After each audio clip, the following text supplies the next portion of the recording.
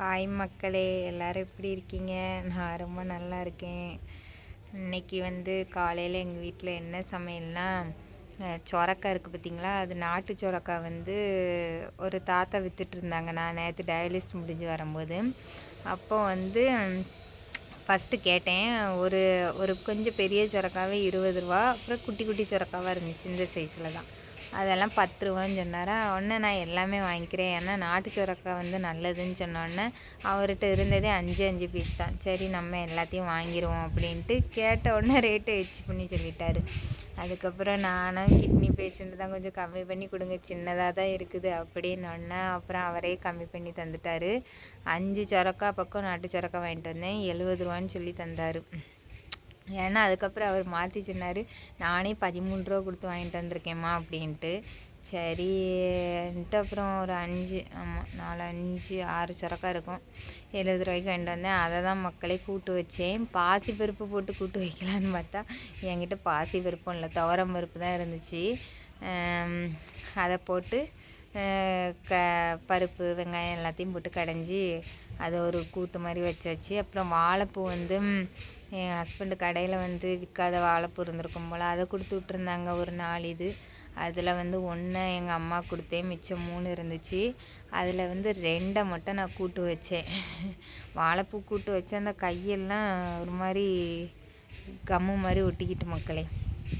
இதுக்கு முன்னாடி வச்சுருக்கேன், எண்ணெய் தேய்ச்சிட்டு வைப்பேன்.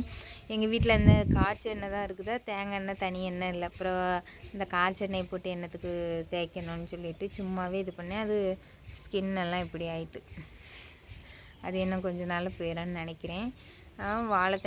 வாழைப்பூ பொரியல், அது என் ஹஸ்பண்டுக்கு.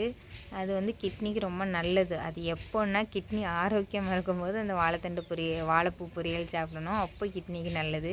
இப்போ தான் நம்மளுக்கு டேமேஜ் ஆகிப்போச்சு. இப்போ உட்காந்து வாழைத்தண்டு பொரியலெல்லாம் சாப்பிட்டோன்னா கிட்னிக்கு நல்லது கிடையாது. வாழைத்தண்டு, வாழைப்பூ, வாழைப்பழம்லாம் சாப்பிடக்கூடாது. அதனால் ஹஸ்பண்டுக்கு செஞ்சேன். புடலங்காய் எங்கள் அம்மா நேற்று கட் பண்ணி கொடுத்து விட்டுருந்தாவ, கொண்டு வந்தே தந்துட்டாவ. அதை நான் எனக்கு செஞ்சேன். எனக்கு தேங்காய் பூ போட்டு சாப்பிடணும், ஏன்னா இது பருப்பு கூட்டு மாதிரி வச்சேன்னா சுரக்காய் இது, அதுக்கு மேட்சிங்கன்னா புடலங்காய் சும்மா வெறுமனையாக பருப்பு போட்டு செஞ்சால் மேட்ச் ஆகாது.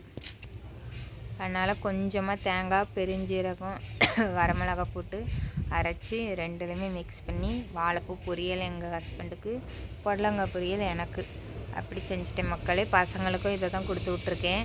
என் பையன்கிட்ட சொல்லி தான் அனுப்பியிருக்கேன், கிட்னிக்கு நல்லது, அதனால் சாப்பிடுன்னு சொல்லிவிட்டு அம்மா சாப்பிட்டுட்டு வந்துடுவேன்னு சொல்லியிருக்கான்.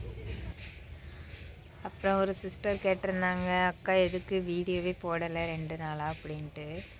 நம்ம நம்ம மனசு குமுறலை, சரி இன்னும் ஷேர் பண்ணுறோம். ஆனால் அதுலேயும் கம்ப்ளைண்ட்டை கண்டுபிடிச்சி இந்த இதில் இப்படி பேசியிருக்கான், அந்த இதில் அப்படி பேசியிருக்கான்னு சொல்லிட்டு ஒரே கம்ப்ளைண்ட்டு மக்களே. எனக்கே நம்ம நம்ம மனசாறுதலுக்கு ஏதோ பேசிகிட்ருக்கோன்னு விடுறது கிடையாது. இதில் இப்படி பேசியிருக்கா, அதில் அப்படி பேசியிருக்கான்னு கம்ப்ளைண்ட்டு. எங்கள் ஹஸ்பண்டு நீ எதுக்கு இப்படி பேசுன, அப்படி பேசுனான்னு சொல்லிட்டு நான் எந்த இதுலேயுமே யாரை பற்றியுமே மென்ஷன் பண்ணலை. ஏன்னா எங்கள் வீட்டில் சொல்லிட்டாங்க, குடும்பத்தை பற்றி பேசக்கூடாது அப்படின்ட்டு. அதனால் நான் எங்கள் வீட்டை பற்றி மட்டும்தான் நான் பேசியிருக்கேன். ஏன்னா பர்மிஷன் இல்லாமல் யாரை பற்றியும் பேசக்கூடாது பார்த்தீங்களா.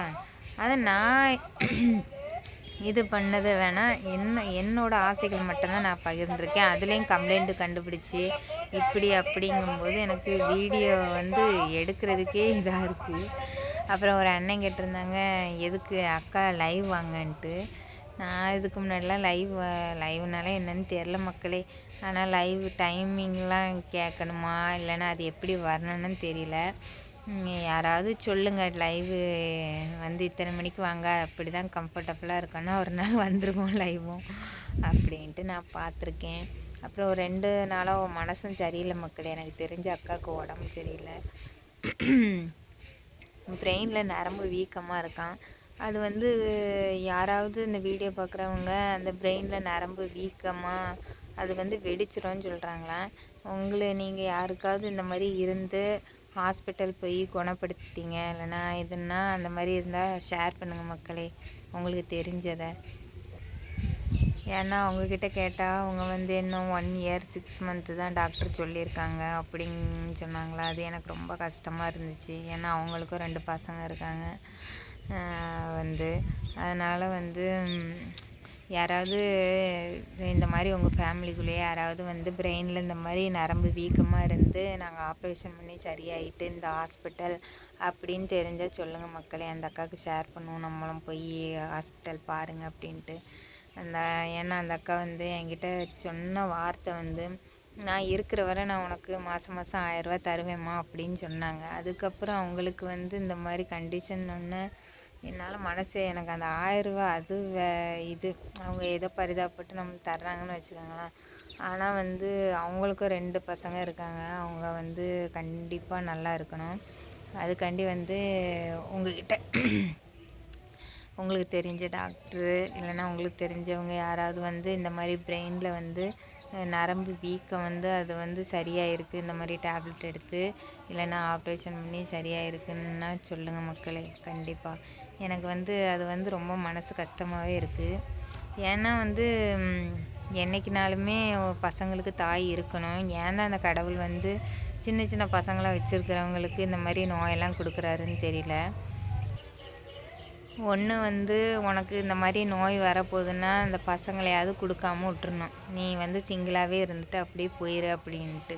நம்மளை நம்பி ஒரு 2 பிள்ளைகளையும் தந்துட்டு நம்ம வந்து 1000 கஷ்டத்தில் இருப்போம்.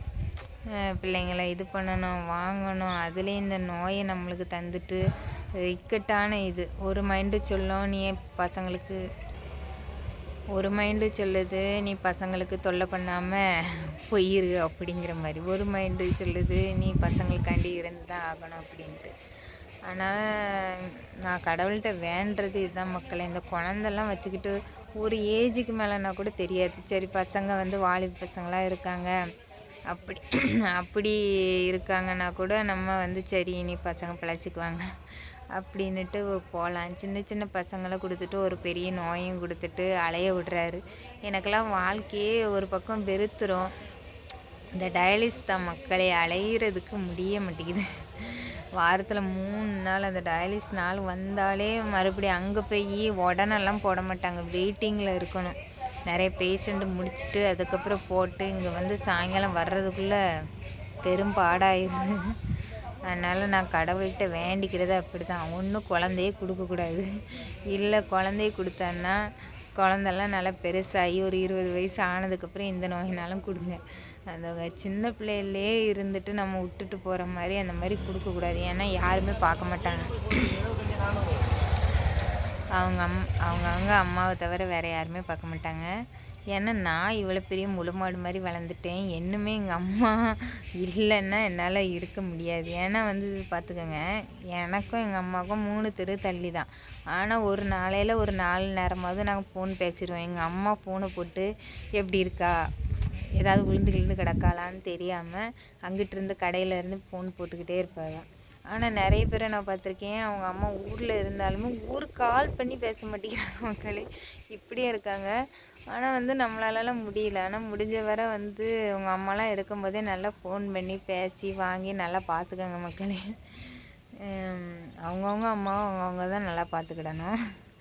அதனால் வந்து அவ்வளோதான் மக்களே. இதுதான் கஷ்டமாகவே இருக்குது. என்ன பேசணுன்னு தெரியல. அந்த மனசு உறுத்திக்கிட்டே இருக்குது. நம்மளாவது சரி டயாலிஸ் பண்ணிவிட்டு இருக்கும். ஆனால் வந்து அந்த அக்காவுக்கு இப்படி டைம் கொடுத்த உடனே அதை நினச்சி கவலையாக இருக்குது. என்ன பண்ண அந்த அக்கா நல்லா சீக்கிரமாக சரியாயிருன்னா யாராவது அந்த மாதிரி உங்களுக்கு தெரிஞ்சிச்சுன்னா சொல்லுங்கள் மக்களே. டாக்டர்கிட்ட போய் சரியாயிடுச்சுன்னா அந்த அக்காவும் போய் சரி பண்ணிக்கிடுவாங்களா.